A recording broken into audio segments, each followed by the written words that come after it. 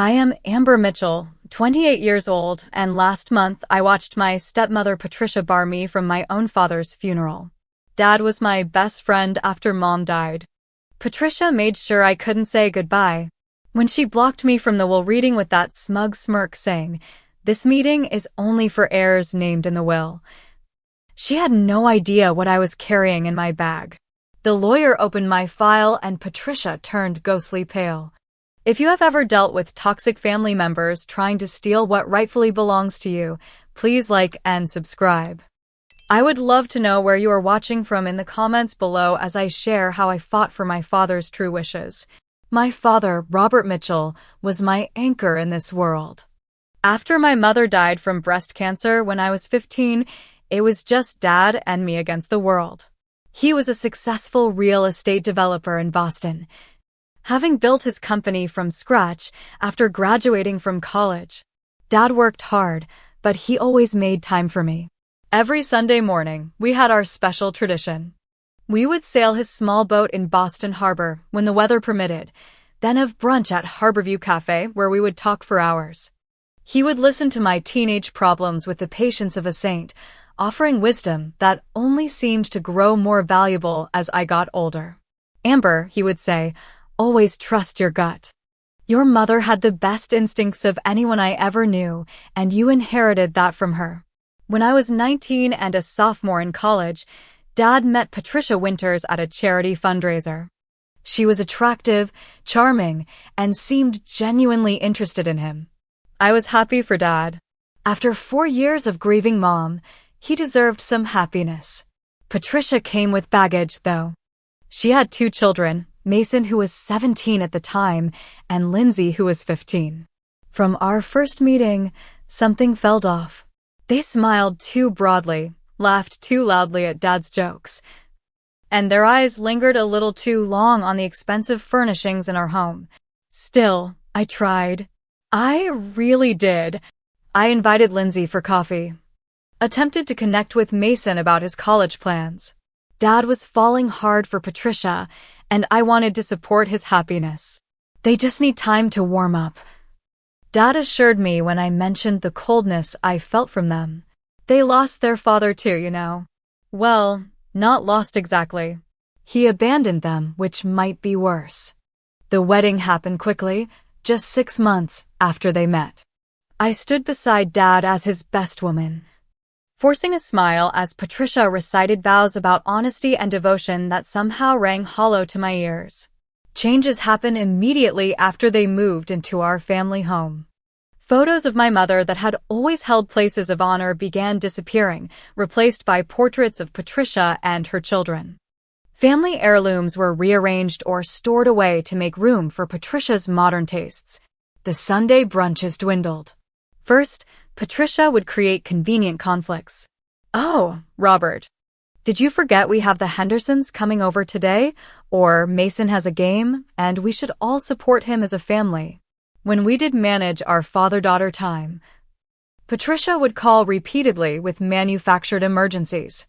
Once, she called 8 times because she could not find the spare key to the vacation house, only for Dad to return home and find it exactly where it always was. Meanwhile, Mason and Lindsay treated my father's home and money as their birthright. Mason wrecked 2 cars in his first year of having a license, and Dad replaced them without complaint. Lindsay maxed out credit cards shopping, and Dad quietly paid the bills. I chose a different path. Though Dad offered to pay for my education and living expenses, I insisted on working through college. I took out modest student loans and worked part-time jobs. Not because I didn't appreciate Dad's generosity, but because I valued independence. "You are so stubborn, just like your mother," Dad would say with a proud smile. She never wanted handouts either. After graduating with my marketing degree, I took a job with a tech company in Seattle. The distance hurt, but we maintained our close relationship with daily phone calls and monthly visits.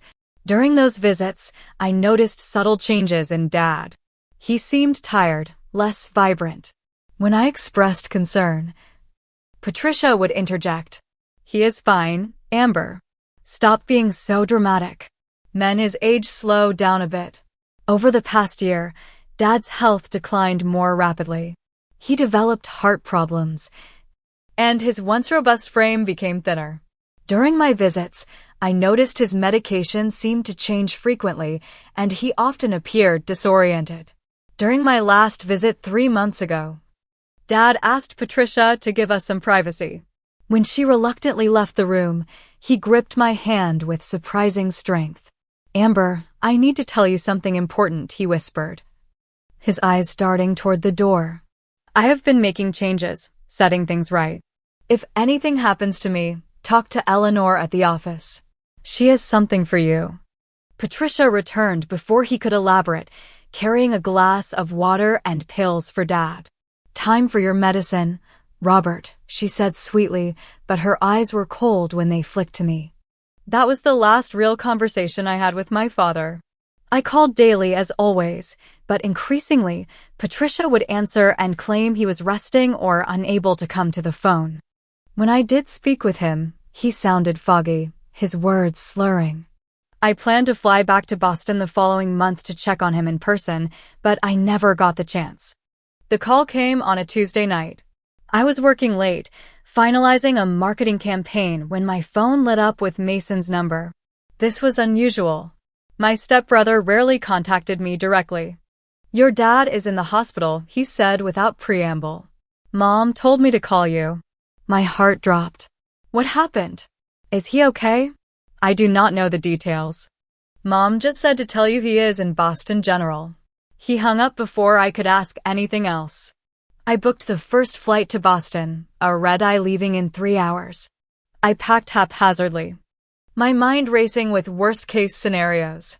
The 5-hour flight felt like days, my anxiety mounting with each passing minute. When I finally reached Boston General at 7 a.m., I rushed to the information desk. "Robert Mitchell," I said breathlessly. "He was admitted yesterday. I am his daughter." The receptionist directed me to the cardiac care unit on the 4th floor. As the elevator doors opened, I spotted Patricia and her children in the waiting area. Patricia was dressed immaculately as always, not a hair out of place despite the supposed emergency. "Patricia, how is he? What happened?" I asked, approaching them. She stood, positioning herself between me and the hallway leading to the patient rooms. "Amber, you did not need to come all this way." "Of course I did. He is my father. I need to see him." Patricia's expression hardened. "The doctors are allowing only immediate family at this time. Robert needs rest, not emotional scenes." I felt like I had been slapped. "I am his immediate family. I am his daughter." "The doctors were very specific," she insisted, her voice dripping with false sympathy. "Family only right now. We will call you if there are any changes." Lindsay smirked behind her mother, while Mason at least had the decency to look uncomfortable.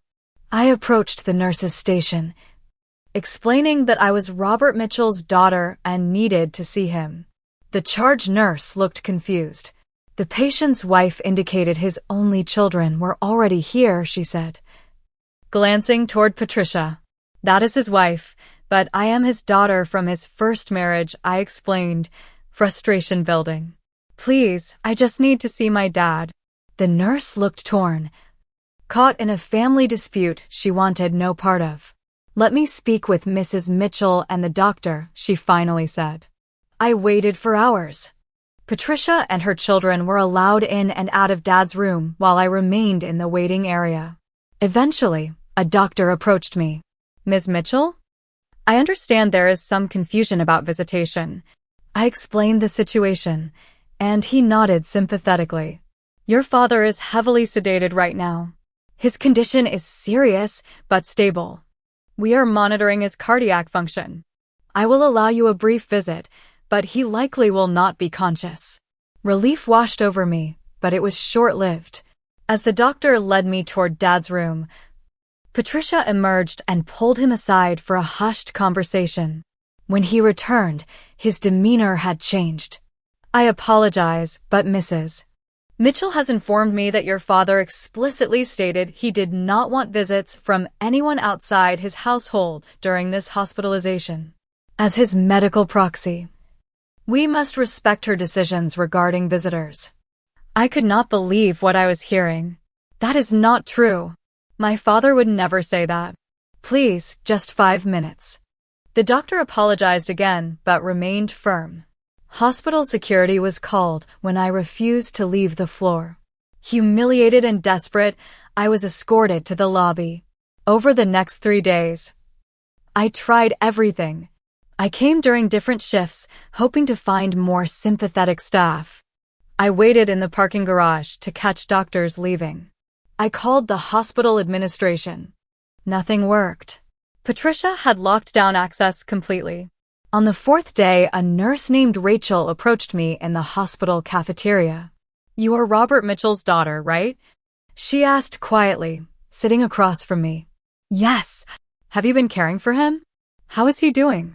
She glanced around before speaking. I should not be talking to you. But something does not feel right about the situation. Your father has been asking for you. My heart leapt. He is conscious? Patricia told everyone he was in a coma. Rachel shook her head. He has periods of consciousness. He is weak but lucid at times. He specifically asked about his daughter Amber yesterday. Tears filled my eyes. Can you help me see him? I will try. I am working tomorrow night. Come at 11 p.m. when visitation hours are over and the floor is quieter. I cannot promise anything, but I will try to get you in briefly. That night, I barely slept, clinging to hope that I would finally see Dad. But at 6 a.m., my phone rang. It was a number I did not recognize. Ms. Mitchell? This is Dr. Kaplan from Boston General. I am very sorry to inform you that your father passed away about an hour ago. The world stopped. What? No, that cannot be right.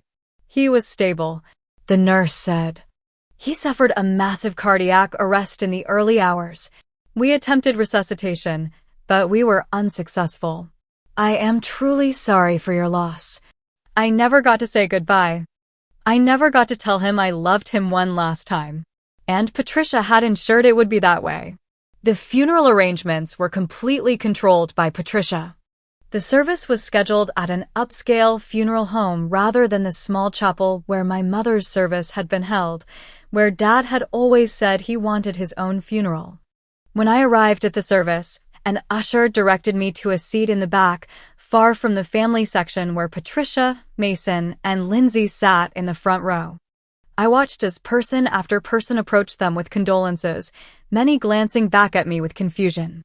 Some of Dad's oldest friends made a point of coming to sit with me or squeeze my shoulder in silent support. During the eulogy, Patricia painted herself as the devoted wife who had nursed my father through his illness. She spoke of their blended family while never once acknowledging me by name. When it came time to view the body, Patricia's brother physically stepped in front of me. Family first, he said coldly. By the time I was allowed to approach, they were closing the casket. My last glimpse of my father was partial and rushed.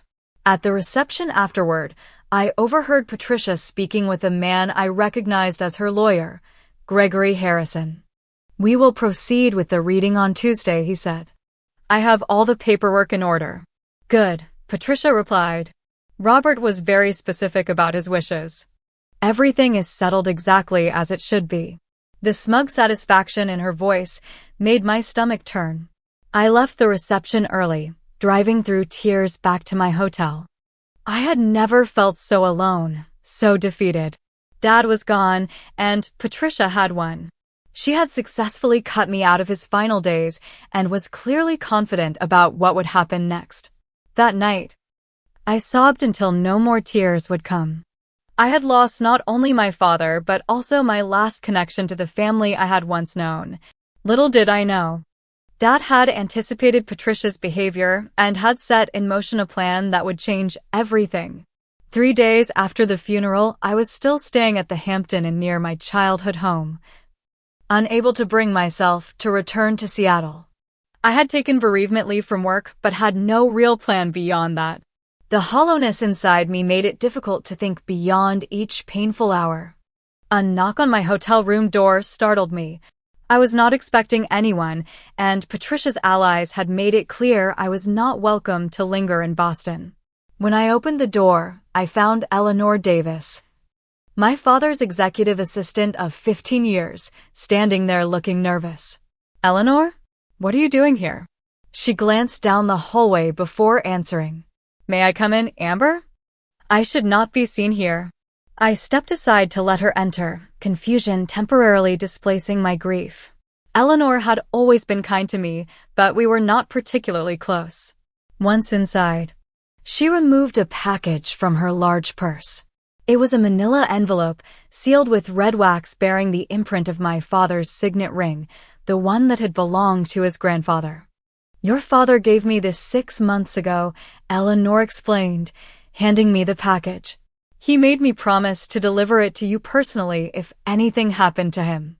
He was very specific that it should not be sent by mail or messenger, and that no one else should know about it." My hands trembled as I took the envelope. "Did he say what it was?" Eleanor shook her head. "Only that it was important and that you would understand what to do." She checked her watch. "I should go. Patricia has been at the office daily since your father died, going through his files. She fired 2 people yesterday."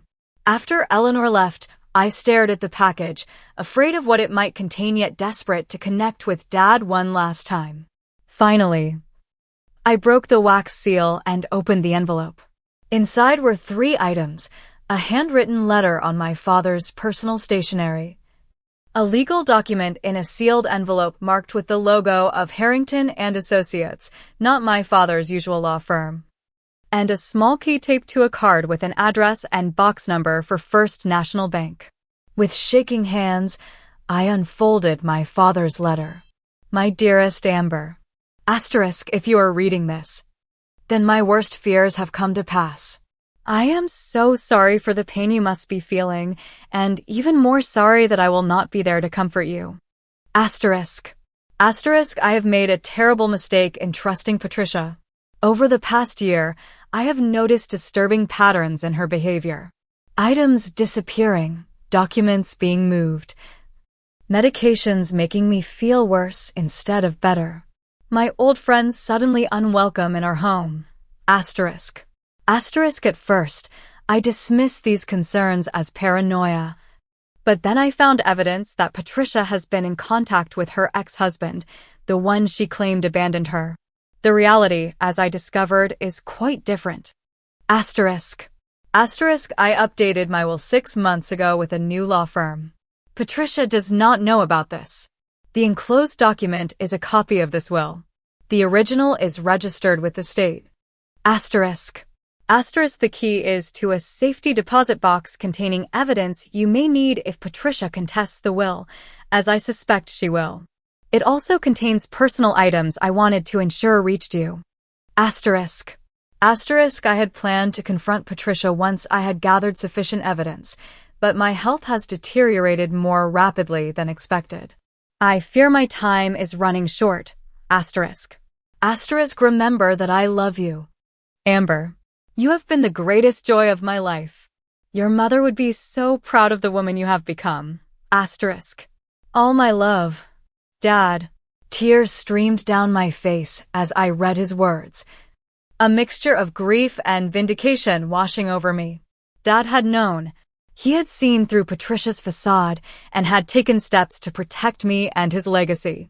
The sealed legal document was indeed a will, dated just 6 months earlier and notarized by witnesses I did not recognize. I did not open it, maintaining its official seal intact. The next morning, I went to First National Bank. After verifying my identity and the key, the bank manager escorted me to the vault and left me alone with the safety deposit box. The box contained several items. First was another letter from Dad, explaining each piece of evidence. Then there were photographs taken by a private investigator showing Patricia meeting with a man Dad identified as her supposedly estranged ex-husband. There were also photos of the same man visiting my father's house when Dad was away on business trips. More disturbing were the financial records showing unusual transfers from my father's personal accounts to offshore accounts linked to Patricia's brother. There were also copies of my father's medical records with notes in his handwriting questioning changes to his prescriptions that coincided with Patricia's trips to the pharmacy. A thumb drive contained audio recordings from my father's home office, capturing conversations between Patricia and her children discussing how they would spend their inheritance once the old man is gone. In one particularly chilling recording, Patricia instructed Mason to ensure Dad took all his medication while she was away for the weekend. "Make sure he takes the blue pills first," she had said. "They make him sleepy, so he will not fuss about the others." The final document was a handwritten timeline my father had created, tracking his health decline against Patricia's actions. He noted increasing fatigue and confusion after Patricia insisted on preparing his meals and managing his medication. As I reviewed everything, a horrifying picture emerged. My father had not just been taken advantage of financially, he had been systematically isolated and possibly medically abused. The question that haunted me was whether Patricia had merely exploited his illness or actually accelerated his decline. With trembling hands, I repacked the evidence into my bag. Dad had provided me with everything I needed to challenge Patricia. Now I needed to find the right moment to use it. The day of the will reading arrived. I had not been officially notified, but Dad's old friend Walter Bennett, who had been my father's attorney for decades before being inexplicably fired by Patricia 3 months ago, tipped me off about the time and location.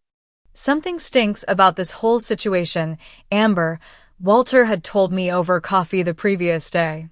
"Robert would never have cut you out of his final arrangements. And switching attorneys after 30 years of friendship? It does not add up." I arrived at the offices of Harrison and Powell precisely at 2 p.m. The receptionist looked startled when I gave my name. "Ms. Mitchell, you are not on the list for this meeting," she said after checking her computer. "I am Robert Mitchell's daughter. I should be at the reading of his will." I kept my voice steady, though my heart was pounding. She made a phone call, speaking in hushed tones, then directed me to wait. A few minutes later, Gregory Harrison himself emerged from the conference room. "Ms. Mitchell, this is somewhat awkward, but the reading has already begun." "Mrs. Mitchell indicated you were aware you are not included in the proceedings." I stood my ground. "As Mr. Mitchell's daughter, I have a right to be present, regardless of the contents of the will." Harrison looked uncomfortable but nodded reluctantly. "Very well. Please follow me." When I entered the conference room, Patricia's face registered shock, then anger, then a composed smugness. Mason and Lindsay sat on either side of her, along with Patricia's brother and her personal assistant. "What is she doing here?" Patricia demanded, not even looking at me directly. "As Mr. Mitchell's daughter, Ms. Mitchell has requested to be present," Harrison explained. Patricia gave a theatrical sigh. "This meeting is only for heirs named in the will, which Amber is not." Robert was very clear about his wishes. The calm certainty in her voice made my blood boil, but I maintained my composure. I had not come this far to lose control now. "I understand you are grieving, Patricia, but I have a right to hear my father's wishes directly, even if he chose to disinherit me." My voice was steady, revealing none of the turmoil inside. Harrison looked relieved at my reasonable tone. "Perhaps we can proceed." As I was saying, the will dated January 15th of this year stipulates that the entirety of Robert Mitchell's estate, with the exception of specific personal items listed in Appendix A, is to be transferred to his wife, Patricia Mitchell, with secondary beneficiaries being her children, Mason and Lindsay Winters. Patricia shot me a triumphant look, which I met with a small, knowing smile that seemed to unsettle her slightly. Harrison continued reading the document, detailing the extensive assets my father had accumulated, The family home valued at $2.8 million, his company shares worth approximately $12 million, investment portfolios, vacation properties, and various personal collections of art and antiques. When he finished, Patricia placed a hand over her heart. Robert always took care of us. He knew what was best for the family. Are there any questions? Harrison asked, looking around the room. I reached into my bag and removed the sealed document Eleanor had delivered. Actually, I believe there has been a mistake. All eyes turned to me as I stood and walked to Harrison's position at the head of the table. I placed the document before him. What is this? He asked, frowning at the unfamiliar law firm seal. This is my father's most recent will, executed and filed with the Commonwealth of Massachusetts 6 months ago. Patricia shot to her feet. This is ridiculous. Robert would have told me if he updated his will. Harrison examined the document carefully, breaking the seal and reading through the first few pages. His expression changed from skepticism to concern. This appears to be a legally executed will dated more recently than the one we have been discussing. It bears Mr. Mitchell's signature, which I recognize, and proper witness attestations. He looked up at Patricia. Mrs. Mitchell, were you aware of this document? Patricia's face had drained of color. This is preposterous. It must be a forgery. Harrison continued examining the document. It contains language specifically revoking all prior wills and codicils. If this is authentic, it would supersede the will we were just reviewing. Read it, I said quietly. Harrison cleared his throat and began to read. The new will painted a very different picture of my father's wishes. Patricia and her children were provided for with modest trust funds that would pay them a reasonable living allowance, but give them no control over the principal. The family home was to be sold, with proceeds going to establish a charitable foundation in my mother's name. The bulk of the estate, including controlling interest in Mitchell Development Corporation, was left to me, with specific instructions about continuing my father's legacy of ethical development and charitable giving. Most damning was a clause near the end. In the event that my death occurs under circumstances that might be considered suspicious or premature, I direct my executor to authorize a full investigation, including toxicology reports and a review of all my medical treatment in the months preceding my death. Patricia's face contorted with rage. This is a lie. A complete fabrication. She turned to her children. Tell them, your father would never do this to us. Mason looked stunned, while Lindsay began to cry dramatically. Harrison held up a hand. Mrs. Mitchell, please. This document contains a notary seal and witnesses. It appears to have been filed with the state. If you contest it, we will need to proceed through proper legal channels. Contest it? I will destroy it. Robert loved me. He would never have done this behind my back. Patricia's carefully maintained composure had completely evaporated. That ungrateful bitch turned him against me. After everything I did for him. Her brother tried to calm her, but she shrugged him off violently. Mrs. Mitchell, Harrison said firmly, I must advise you that outbursts of this nature will not help your position if you choose to contest this will. The language here is quite clear. And there are additional sealed instructions regarding potential investigations into Mr. Mitchell's death. At the mention of investigations, Patricia went still. Her eyes darted to the door as if calculating an escape route. I remained calm, watching the scene unfold exactly as Dad had predicted. Patricia, I think we both know Dad saw through you at the end. This is his final message to you. You know nothing, she hissed. Your father was a confused old man. He did not know what he was signing. Harrison, now visibly uncomfortable with the direction of the conversation, interjected. I believe we should adjourn this meeting until we can verify the authenticity of this new document. Though I must note that it appears to be in order and the firm listed is reputable. Verify it? There is nothing to verify. I am his wife. Patricia gathered her belongings frantically. This meeting is over. My attorney will be in touch. She stormed toward the door, pausing only to spit final words at me. "This is not over, Amber." Her children followed her out, Mason looking back at me with an unreadable expression. The room fell silent after their departure. Harrison sighed heavily. "Miss Mitchell, I apologize for the confusion. I had no knowledge of this updated will." "I understand," I said. "My father anticipated Patricia's actions. That is why he took precautions." As I gathered my own belongings, I felt a strange sense of calm. Dad had reached out from beyond the grave to protect me and expose Patricia's true nature. The battle was far from over, but the first decisive victory was mine. The immediate aftermath of the will reading was chaos. Patricia refused to vacate the family home as required by the newly discovered will, changing the security codes and instructing the staff not to admit me under any circumstances. My phone filled with vitriolic text messages from Patricia, alternating between threats and attempts to gaslight me about my father's mental state when he signed the new will. Her brother, whom I had never trusted, left menacing voicemails suggesting I back off before things get ugly.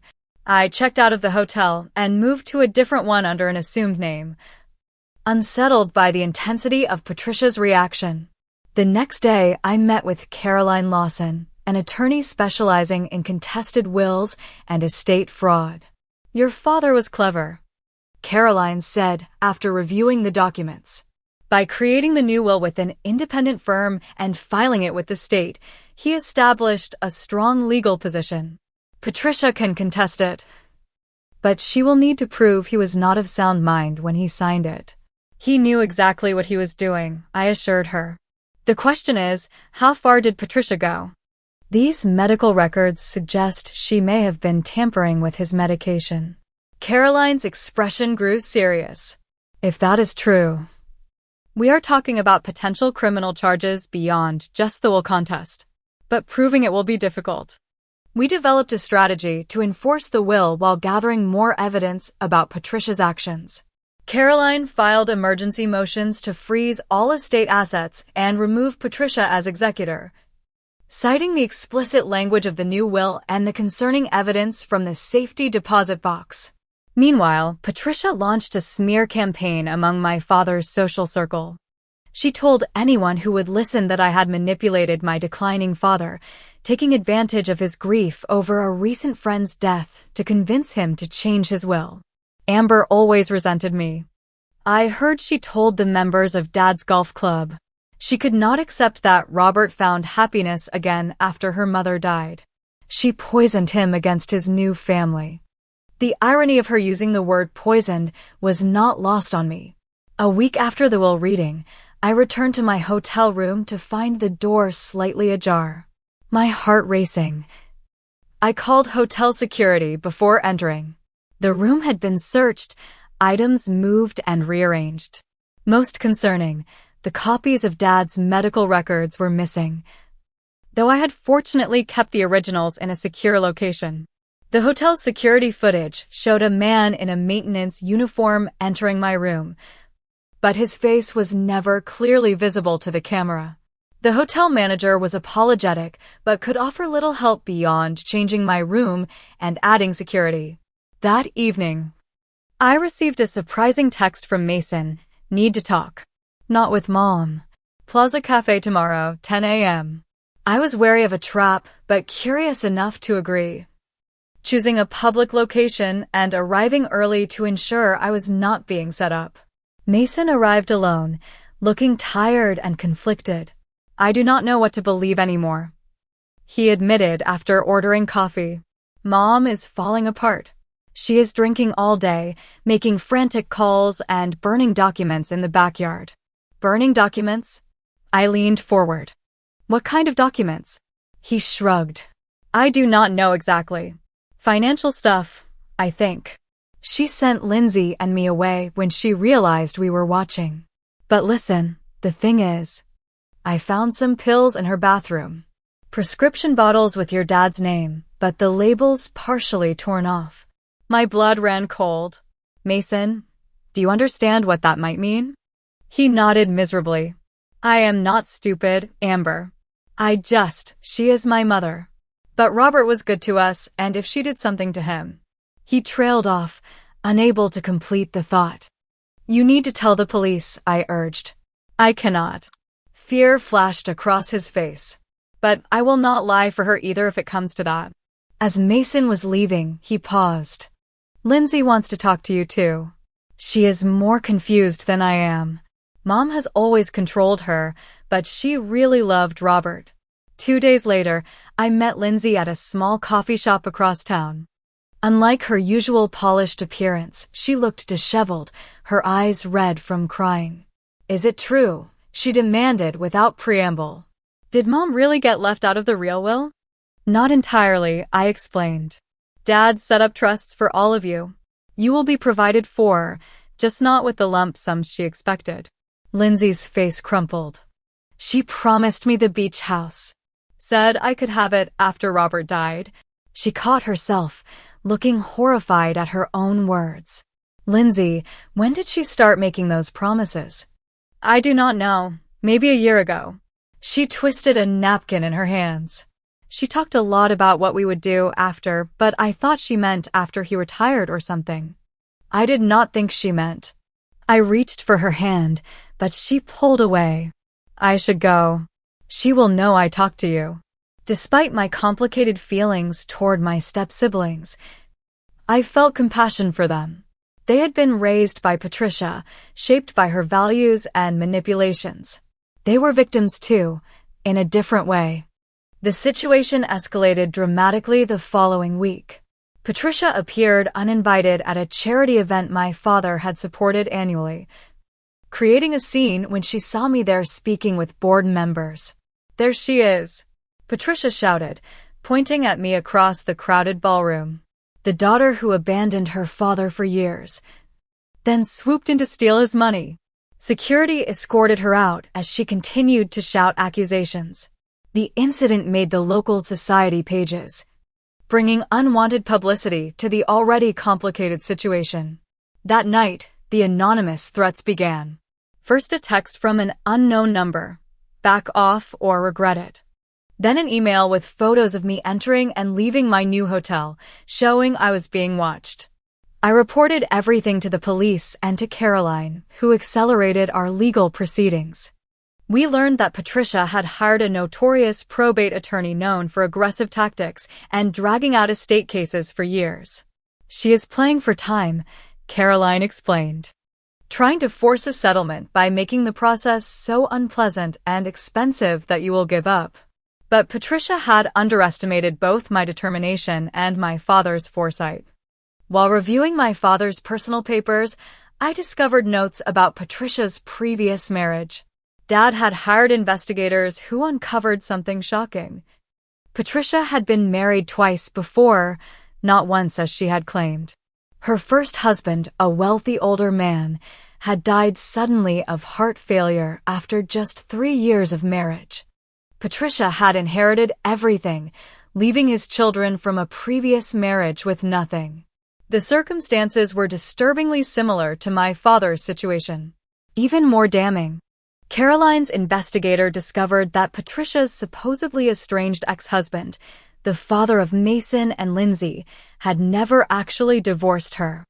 They had staged a separation while maintaining a relationship, a fact documented in the surveillance photos found in the safety deposit box.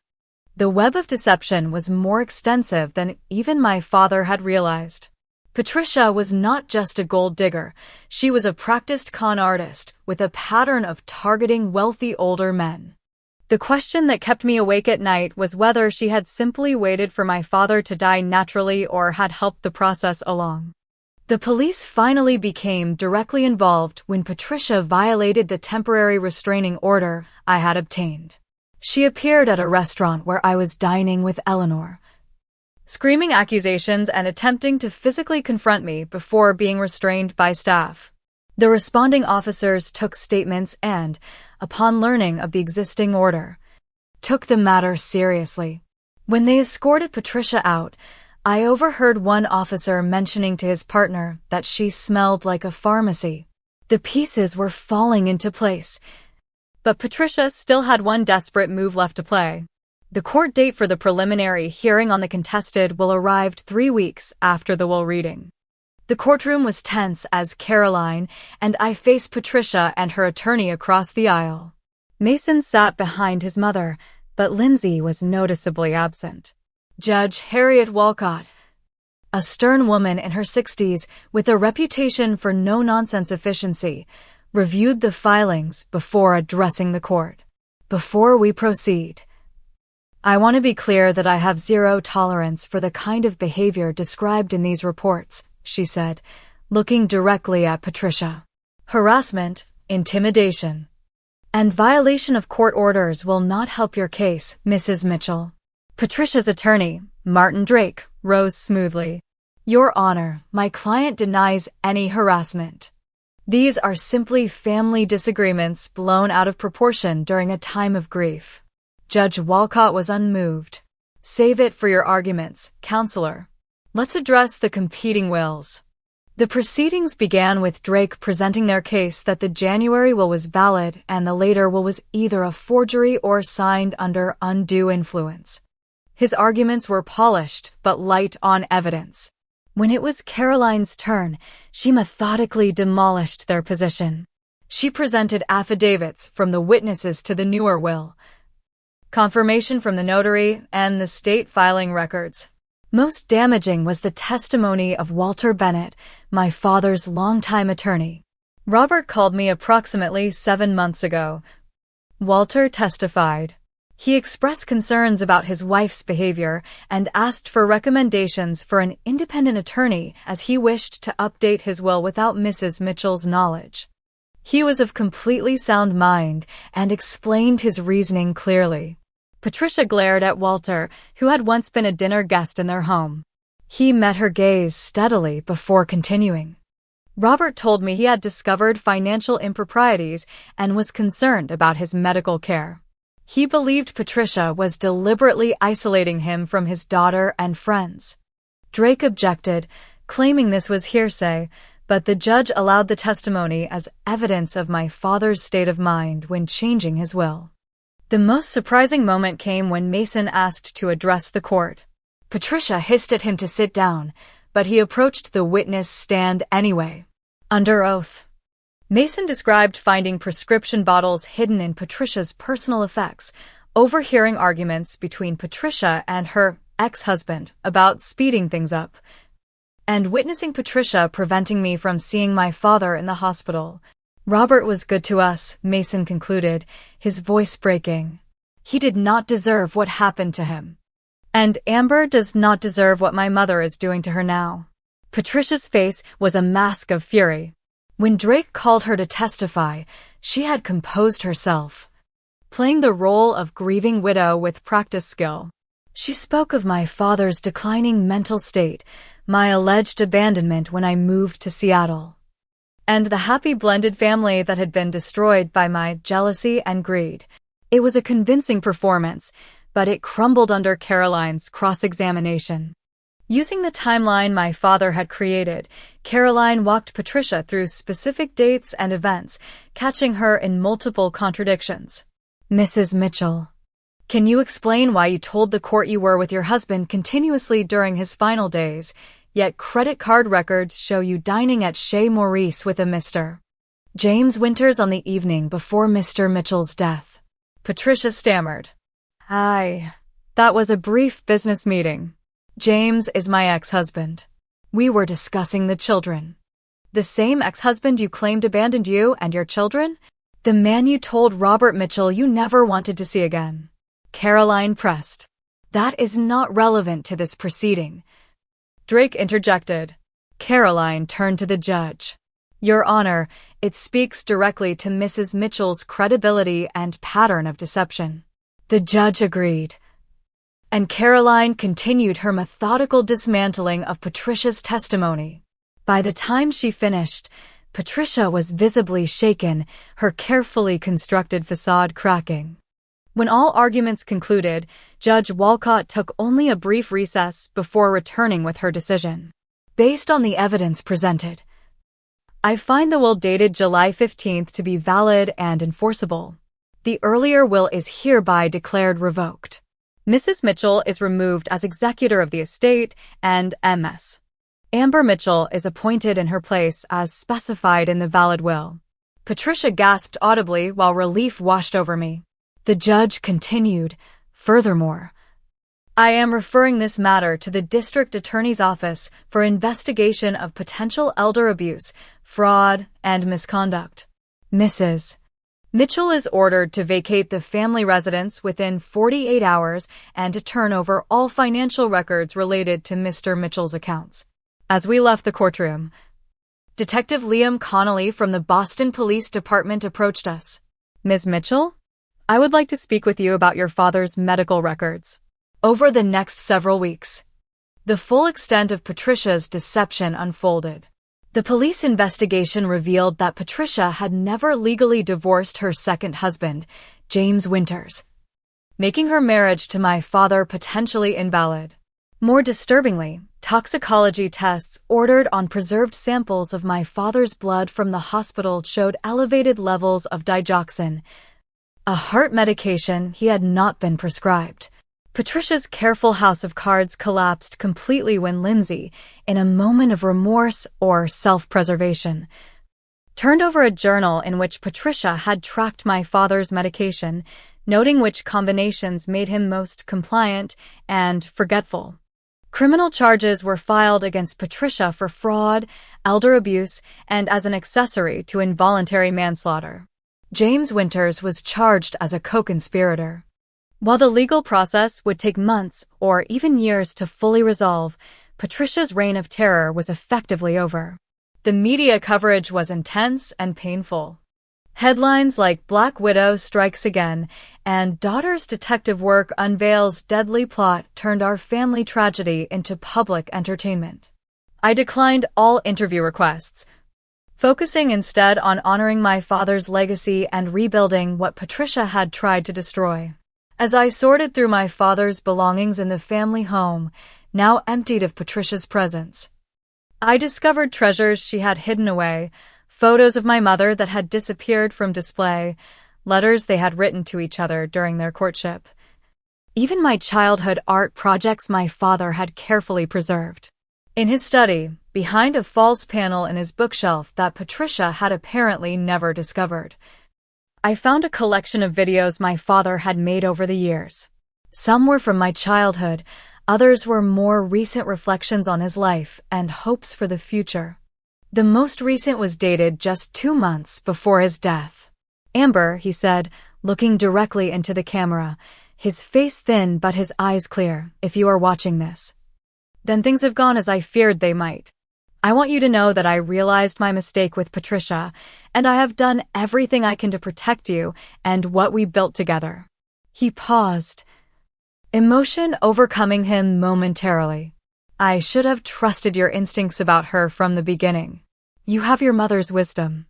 I hope you can forgive my foolishness." Tears streamed down my face as I watched. "I forgive you, Dad," I whispered to the screen. "Remember what matters," he continued. "Not the money or the properties, but the values we share. Integrity, compassion, perseverance. Those are your true inheritance, and no one can ever take them from you." In those moments, watching my father's final messages, I felt him with me again. Not just in memory, but in spirit. Despite Patricia's best efforts, she had failed to destroy the bond between us. In the end, love and truth had prevailed.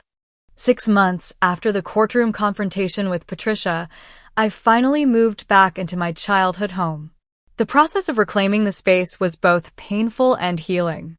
I had considered selling it as specified in the will, but after careful consideration and consultation with the estate attorneys, I decided to maintain ownership and convert part of the property into the headquarters for the Elizabeth Mitchell Foundation, named after my mother. The foundation, funded by a significant portion of my inheritance, would focus on supporting cancer research and providing resources for children who had lost parents to illness. It felt like the perfect way to honor both my parents' legacies. As I wandered through the renovated spaces, Memories of my childhood mingled with fresh paint and new furnishings. I had removed most traces of Patricia's cold modern aesthetic, restoring the warm, comfortable style my mother had originally created. Eleanor, who had continued working for Mitchell Development during the transition, joined me for tea in the sunroom that had always been my mother's favorite space. "Your father would be so proud," she said, looking around at the transformation. "He was so worried near the end, not just about the money, but about his legacy being twisted." "Did he ever tell you what first made him suspicious of Patricia?" I asked. Eleanor nodded. "It was something small, actually. He noticed her removing photos of your mother from his bedside table when she thought he was asleep. When he confronted her, she claimed she was just dusting them. But it started him thinking about other changes she had made, how isolated he had become. We talked for hours about my father's final year, filling in gaps in my understanding. Eleanor shared stories I had never heard, including how my father had secretly maintained contact with many of his old friends despite Patricia's efforts to cut him off. "He never stopped talking about you," she assured me. "Every achievement, every call. Those were his brightest moments." The legal proceedings against Patricia continued to unfold. She remained in custody, denied bail due to the severity of the charges and her substantial flight risk. Mason had agreed to testify against her in exchange for immunity from any accessory charges. Lindsay's situation was more complicated. Psychological evaluations suggested she had been severely manipulated by her mother throughout her life, creating an unhealthy dependence. She was receiving therapy while staying with her biological father's sister. Despite their role in the painful events surrounding my father's death, I could not bring myself to abandon Mason and Lindsay entirely. They had been victims of Patricia's machinations too, raised in an environment of deception and materialism. After much reflection, I established college trust funds for both of them using a small portion of my inheritance. The trusts were structured to encourage education and independence, values my father had championed. Mason was already enrolled in community college, working to define his own path away from his mother's influence. The family home gradually filled with the items that had been placed in storage when Patricia redecorated. Family heirlooms returned to their places of honor, including my grandmother's antique clock that had always stood in the entrance hall and the collection of sailboat models my father and I had built together over the years. 3 months after moving back in, I organized a memorial service for my father at his favorite sailing club. Unlike the formal, impersonal funeral Patricia had arranged, this gathering was intimate and authentic. Dad's oldest friends shared stories that made us laugh and cry, celebrating the man he truly was rather than the sanitized version Patricia had presented to the world. Robert always said that a person's true wealth was measured by the lives they touched, not the assets they accumulated, Walter said, raising a glass in tribute. By that measure, he was the richest man I ever knew. As I listened to the stories, I realized how much of my father's life I still had to discover. Each person who spoke revealed facets of him I had never seen, expanding my understanding of the complex, generous man who had raised me. The healing process was neither quick nor linear. Some days, grief would overwhelm me without warning. Other days, anger would flare when I thought about the precious final moments with my father that Patricia had stolen from me. The knowledge that she had deliberately hastened his death for financial gain was a wound that might never fully heal. Yet amid the pain, I found unexpected gifts. The adversity had revealed my own strength and resilience.